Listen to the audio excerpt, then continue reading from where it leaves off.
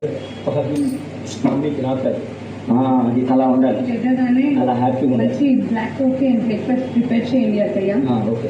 ఏంటి నువ్వు నా కోసం చేయాలా నీ కోసం చేయాలా? నువ్వు రాకపోతే నేను అత్తలా ఉన్నానా ఆయాలో ఉన్నానా? ఎవరితో మాట్లాడుతున్నావే? మాట్లాడుతున్నావే ప్రస్తుతానికి అత్తలాగా ఉండండి, పిల్లలు పుట్టాక ఆయా అవ్వండి. నేను ఇంత వినిపించుకోవడానికి ఇట్లాంటి కోడల్ని తీసుకొచ్చావా?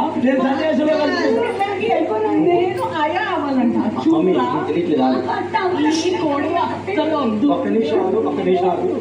నా చెల్లెలు వచ్చారు, నా చెల్లెలు మా అమ్మని కంట్రోల్ చేస్తారు.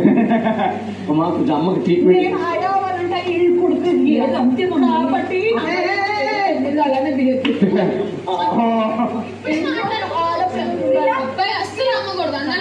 అమ్మలాగా మీరు నేను అమ్మని చూస్తున్నా మమ్మీ మమ్మీ అని పిలిచి నేను అంత చక్కగా ముద్దుగా చూసుకుంటే ఇప్పుడు నా మీద మీ అమ్మ దగ్గర దూర్ చెప్తున్నావా? దూర్ చెప్పట్లేదు, నేను మా అన్నయ్య గురించి చెప్తున్నా. అన్నయ్య మంచిగా మా అన్నయ్యనే. అన్నయ్య కాదు మీ అమ్మ. మీరేమన్నా చెప్పండి, నాకు నా పిల్లలు ఎక్కువ.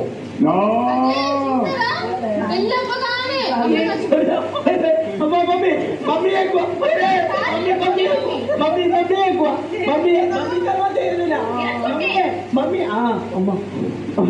అమ్మ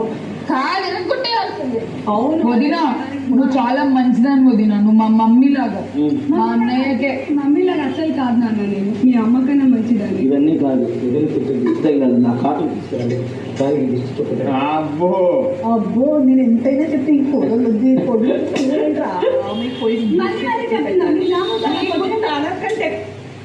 ఇట్లాంటి పిల్లలు తెప్పిస్తాను నేను. అమ్మా ఉన్నదాన్ని వచ్చి చాలు, నువ్వు మొత్తం తీసుకురాలేదు.